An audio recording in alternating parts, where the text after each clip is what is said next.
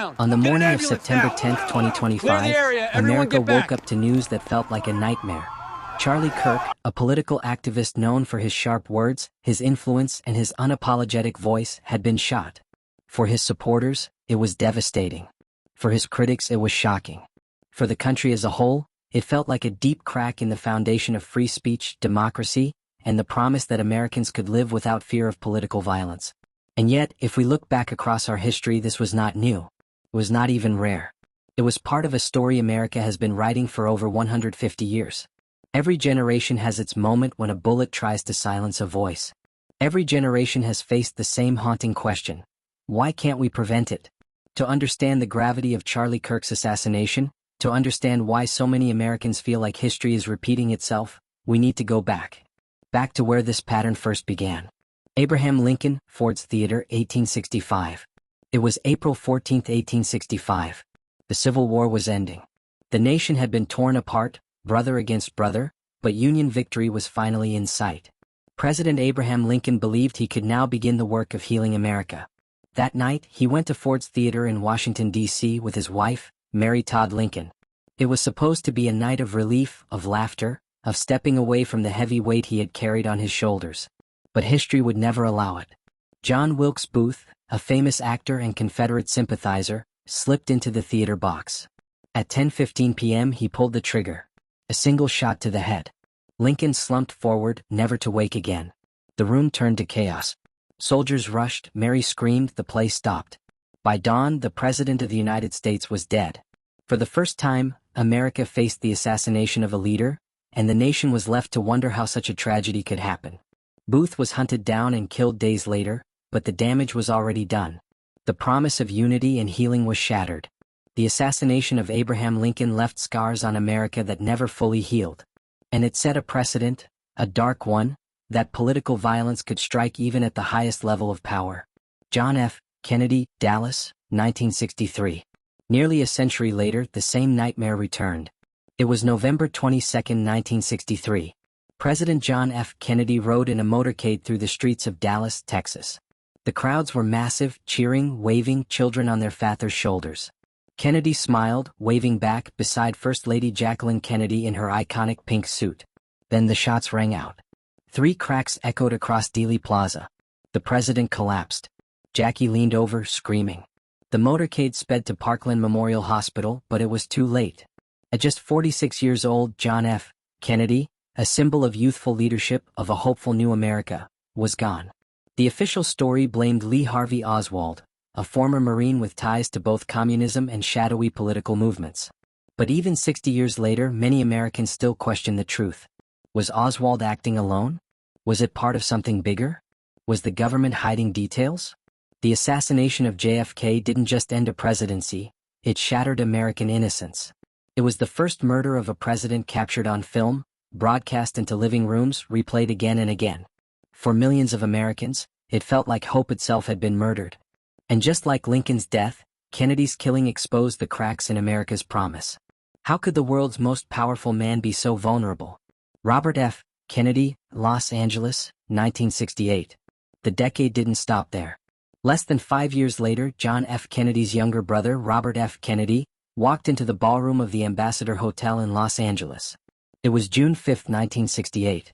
He had just won the California primary in his run for the presidency. Supporters cheered as he made his way to the stage. Robert Kennedy was not just another politician. He had become a symbol of hope, of civil rights, of bridging a country torn apart by Vietnam, racial strife, and distrust of government. But as he moved through the kitchen pantry after his speech, a young man named Sirhan pulled out a revolver. Shots rang out. Kennedy fell to the ground, bleeding as chaos swallowed the room. He would die the next day. For many Americans, the murder of Robert Kennedy was the moment the dream of a better America collapsed. His brother had been killed 5 years earlier. Martin Luther King Jr. had been killed just 2 months before. Now Robert. It was as if the decade itself had conspired to tear apart every figure of hope. The pattern emerges. And here, when we pause to reflect, we begin to see the pattern. Abraham Lincoln in 1865. John F. Kennedy in 1963. Robert F. Kennedy in 1968. And now Charlie Kirk in 2025. Different eras. Different leaders. Different causes. But the same chilling outcome: a voice silenced by violence, a nation left in shock, and a system scrambling to explain how it could happen again. The question is not just who pulled the trigger. The question is why, after so many assassinations, America still cannot protect its leaders, its activists, or its voices of dissent. In the next part we'll go deeper. We'll look at Martin Luther King Jr., at Malcolm X, at those whose voices were not only powerful but also dangerous to the system, and whose deaths reveal how fragile democracy really is. And we'll begin to see how the story of Charlie Kirk fits into this long, bloody history, a history that continues to echo decade after decade. By the end of the 1960s, America felt like a nation under siege. Leaders who dared to speak for change were being cut down. The assassinations of John and Robert Kennedy had left wounds that still bled. But those years were also defined by two men whose words carried across generations. Men who spoke not only for themselves but for millions who had no voice. And tragically, both would fall to bullets. Martin Luther King Jr., Memphis, 1968. It was April 4, 1968. Martin Luther King Jr. stood on the balcony of the Lorraine Motel in Memphis, Tennessee. He had come to support striking sanitation workers, ordinary men fighting for dignity and fair treatment. King's life had been a march of courage. From Montgomery to Washington, from the jail cells of Birmingham to the steps of the Lincoln Memorial, his voice had carried the dream of a better America, an America where race would no longer divide. But that dream was dangerous. His words shook the foundations of a system built on inequality. His growing criticism of the Vietnam War had made him enemies not only in the South but in Washington. At 6:01 p.m., as he spoke with friends on that motel balcony, a shot rang out. A single bullet struck him in the neck. He collapsed, blood pooling as screams erupted below. By the time he reached the hospital, it was too late. Martin Luther King Jr., at just 39 years old, was gone. The accused gunman, James Earl Ray, would later be captured and sentenced. But to this day, questions remain. Was Ray truly acting alone? Or was King targeted because his voice had grown too powerful, too influential, too threatening to the status quo? In the days that followed, riots spread across more than 100 American cities. Grief turned to anger, anger to fire. It felt as though the very soul of the nation had been ripped away. King's death was not just the end of a life. It was an attempt to kill a dream. But dreams cannot be buried so easily. Malcolm X, New York, 1965. 3 years earlier, another voice for Black America had been silenced. Malcolm X stood at the Audubon Ballroom in Harlem, preparing to address his followers. He had been a fiery critic of racism, a fearless voice demanding dignity by any means necessary. For some, he was a threat. For others, a prophet. But in the weeks before his death, Malcolm's message had begun to evolve. He had traveled to Mecca, witnessed unity among Muslims of every race, and returned with a broader vision. He was no longer just speaking for one community, he was calling for global human rights. On February 21, 1965, as Malcolm stepped to the podium, chaos erupted. Gunmen rushed forward. Bullets flew. In seconds, Malcolm X was struck down in front of his wife and daughters. He was just 39 years old. The official story pointed to rival factions within the Nation of Islam. But many have long suspected deeper forces at work. The FBI, the CIA, the very structures that had tracked Malcolm's every move. Once again, America was left with more questions than answers. Malcolm's assassination, like King's, showed a haunting truth. Voices that challenge the system rarely survive unscathed. The turbulent decade. Think about it. In the span of just 5 years, from 1963 to 1968, America lost John F. Kennedy, Malcolm X, Martin Luther King Jr., and Robert F. Kennedy. 4 men, 4 bullets, for futures stolen. Each of them spoke of change. Each of them inspired hope. And each of them was killed before their vision could fully take shape.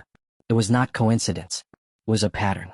For many Americans, it felt like a conspiracy of silence, as though the system itself had decided who would live and who would die. And yet, despite the questions, despite the protests, despite the outcry for justice, the pattern continued. A nation haunted. By the end of the 1960s, the American people were exhausted. They had buried too many leaders, mourned too many dreams. Trust in government began to erode. Suspicion grew. If the most powerful voices in the country could be cut down in broad daylight, what protection was there for ordinary citizens? And yet, the story was far from over. As the years moved forward, new names would be added to this list. Political activists, journalists, even foreign leaders tied to America's battles abroad. The bullets kept coming. And with each shot, the same questions echoed louder. Who benefits when a leader falls? Who holds the power to stop it? And why, after decades of tragedy, do we still find ourselves here, in 2025, facing the same nightmare with Charlie Kirk? The 1970s arrived like a storm after a hurricane. America had just endured the assassinations of John and Robert Kennedy, Martin Luther King Jr., and Malcolm X. The decade before had been drenched in grief. And as the country stumbled forward, exhausted and suspicious, the world around it was shifting. The Cold War was no longer a war of open battles. It was a war of shadows, waged in alleys and embassies, in whispers and in silence. And in this new battlefield, assassinations became a weapon as sharp as any missile. For Americans, it was easy to believe the killings were behind us. But the truth? The same pattern that took our leaders at home was repeating itself abroad, and in ways that would shape the world for generations. Patrice Lumumba, Congo, 1961. The story begins not in Washington but in the Congo. Patrice Lumumba, the first democratically elected prime minister of the newly independent Congo, was young, charismatic, and determined to break his country free from the grip of colonial powers. But to the West, to the United States and Belgium, Lumumba was a threat. Why? Because in the thick of the Cold War, Lumumba dared to reach out to the Soviet Union for support. To Washington, that was unacceptable. A leader of a resource-rich nation with the world's largest reserves of cobalt and uranium, leaning toward Moscow? That could tilt the global balance of power. And so, in January of 1961, Lumumba was arrested, tortured, and executed by firing squad. His body was cut apart and dissolved in acid to erase every trace. But history remembers. Declassified documents later revealed the chilling truth. The CIA had been involved. The United States, fearful of losing influence, had marked Lumumba for death. His assassination was not just the silencing of a man, it was the silencing of a nation's hope. Salvador Allende, Chile, 1973. 12 years later it happened again. In Chile, Salvador Allende had risen to power through democratic elections. He was a socialist who promised to redistribute land, nationalize industries, and give power back to the poor. For millions of Chileans he was a symbol of change. But for the Nixon administration, Allende was a danger. America could not risk another Latin American nation slipping out of its sphere of influence. On September 11, 1973, the Chilean military launched a coup. Jets bombed the presidential palace in Santiago. Soldiers stormed the building. Allende gave his final speech over the radio, refusing to surrender, vowing that history would one day absolve him. And then he was dead, officially by suicide, though many believe he was executed. The coup that killed Allende was backed by the CIA. Declassified files confirm it. Once again, a democratically elected leader had been erased because his vision clashed with America's interests. And from that day, Chile descended into dictatorship under General Augusto Pinochet, whose reign of terror was marked by torture, disappearances, and fear. The Phantom of Castro, Cuba, 1960s, 70s. But perhaps no assassination story of the Cold War is as bizarre, as almost surreal, as the attempts on Fidel Castro. For decades, the U.S. government, through the CIA, tried to kill him. Not once, not twice, but more than 600 times. There were poisoned cigars, exploding seashells, a wetsuit laced with deadly toxins, snipers, bombs, covert agents. The list reads like a script from a spy thriller. And yet, Castro survived. Again and again he walked through fire untouched. To his supporters, it was proof that history itself was protecting him. To his enemies, it was a humiliation. But the sheer scale of these attempts reveals something deeper. Assassination had become a tool of policy. Killing was no longer an accident of politics, it was politics. Back home, America's silent victims. While foreign leaders were falling, America's own streets were not quiet. Journalists who dug too deep, activists who asked too many questions, whistleblowers who refused to be silenced. Many found themselves targeted. In 1976, Orlando Letelier, a Chilean diplomat and outspoken critic of Pinochet's regime, was assassinated in Washington, D.C. His car exploded on Embassy Row, just blocks from the White House. The message was clear. Not even the capital of the United States was safe from the long reach of political violence. In the same decade, American journalists investigating the CIA, the Mafia, and covert Cold War operations faced mysterious deaths. Crashes, suicides, sudden illnesses that raised more questions than answers. One of the most haunting was the death of Frank Olson, a CIA scientist. In 1953, Olson plunged to his death from a New York hotel window. Officially, it was suicide. Later evidence revealed he had been dosed with LSD without his knowledge as part of secret experiments. His family believes he was murdered because he wanted to expose the truth, and so the line between foreign operations and domestic silence blurred. The same shadows that reached into Africa and Latin America were now lurking in America's own backyard. Think about the similarities. Patrice Lumumba in Congo, Salvador Allende in Chile, John F. Kennedy in Dallas, Martin Luther King Jr. in Memphis. Different men, different countries, different causes. But the same story, hope rising, silenced by a bullet. Leaders dreaming of a better world, erased because they threatened the powerful. Each time the official story gave us a name. A lone gunman. A sudden collapse. A convenient explanation. But each time the deeper truth remained buried. For Americans watching these events unfold, it felt like living in a world where hope was dangerous. Where anyone who spoke too loudly, who reached too high, risked being silenced forever. And that fear seeped into the culture. It made people cautious. It made them doubt. It made them ask themselves, if our leaders can be killed in broad daylight, what does that say about the safety of our democracy? By the 1980s, the pattern had become so clear that even comedians, musicians, and filmmakers began weaving it into their work. The idea that they, some shadowy power, could erase anyone at any time became part of America's imagination. But it was not imagination. It was history. The transition to now. And that brings us back to the present. Because this pattern, this legacy of silence, did not vanish with the Cold War. It did not end when the Berlin Wall fell. It carried forward, reshaping itself, finding new names, new targets, new victims. Which is why, when Charlie Kirk was shot in 2025, Americans felt a familiar chill. It was not just the death of one man. It was a reminder of all the lives taken before him. A reminder that the shadows are still here. And the questions remain, who decides who lives and who dies? Who benefits from silence? And how many more names will be added to this list before the truth finally comes to light? History never truly ends. It doesn't sit politely in the past, tied up neatly in a textbook. It echoes. It repeats. Sometimes in whispers, sometimes in gunfire. And the world after the Cold War proved that the age of assassinations was not over. If anything, it became more complex, more hidden, and more dangerous. The Berlin Wall fell in 1989. People celebrated the end of an era of division. But what many didn't realize was that power doesn't vanish, it shifts. And as the balance of power shifted, so too did the targets. Let's step into the 1990s. In November 1995, Israel was shaken when Prime Minister Yitzhak Rabin was assassinated after a peace rally in Tel Aviv.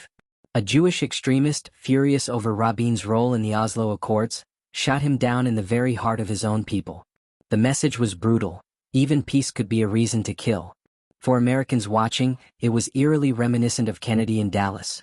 A leader shot for trying to steer history in a different direction. The fear wasn't just about Rabin. It was about the fragility of peace itself. Only a few years later, in 1998, the world lost journalist Norbert Zongo in Burkina Faso. He had been investigating corruption and the murder of a driver linked to the president's brother. His charred body was found in his car, a reminder that truth-tellers, just like political leaders, often paid with their lives. And in Russia, another journalist, Anna Politkovskaya, became a symbol of this danger.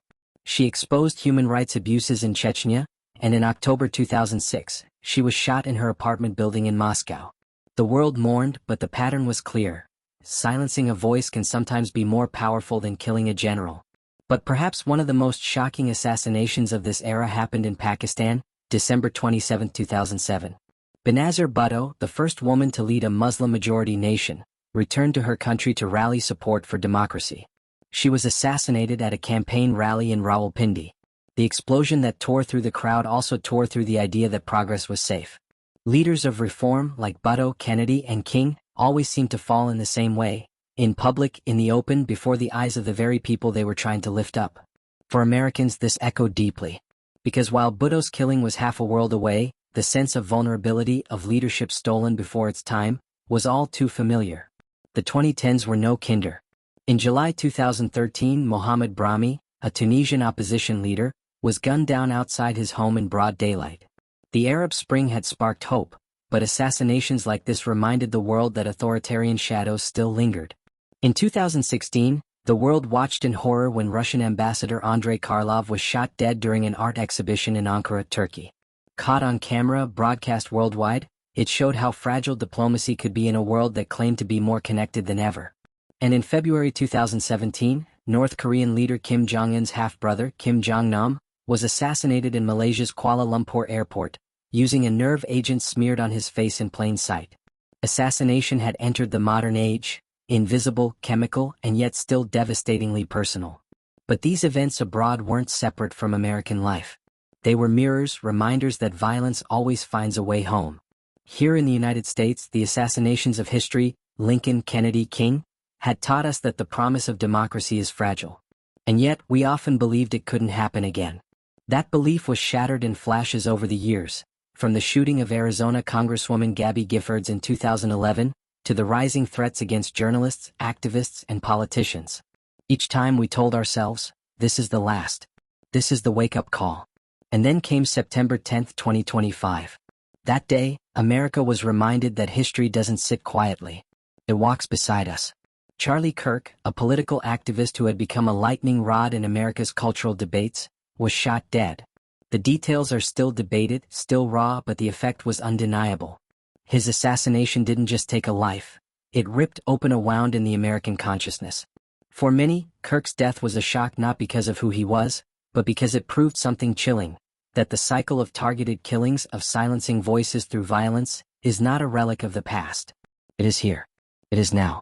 And when you look back, from Rabin in Tel Aviv to Bhutto in Pakistan to Politkovskaya in Moscow to Kennedy in Dallas, the similarities are impossible to ignore. The loopholes are the same: open rallies, unguarded moments, underestimation of threats, the belief that it won't happen here. But it does. Yes. Again and again. And so we are left with a haunting question. If the world has seen this story unfold so many times, why do we still allow it to repeat? The truth is painful. Because preventing assassination isn't just about security or intelligence. It's about confronting hatred, division, corruption, and the very forces that thrive in silence. It's about asking why those who dare to lead or dare to tell the truth so often end up with a target on their backs. For Americans, Charlie Kirk's death is not just another name in the long list. It is a wake-up call. A reminder that democracy is fragile, that words have consequences, and that violence does not care about left or right, about ideology or affiliation. Violence only cares about silencing. So as this story comes full circle, I leave you with this. If history has taught us anything, it's that forgetting is dangerous. Every time we scroll past the story of an assassination, every time we treat it as another headline, we make it easier for the cycle to continue. Do not forget. Do not look away. Because the next voice silenced may not be a president or a prime minister or a journalist halfway around the world. It may be someone you know. Someone who dared to speak. And if that doesn't disturb us enough to pay attention, nothing ever will. If this story gripped you, if it made you think, then don't let it end here. Share it. Discuss it. Keep the memory of these assassinations alive, because awareness is the first defense. And if you believe these stories matter, subscribe, engage, and stand with me in refusing to let history repeat itself in silence. Because history isn't behind us. It's all around us. And together, maybe we can change the ending.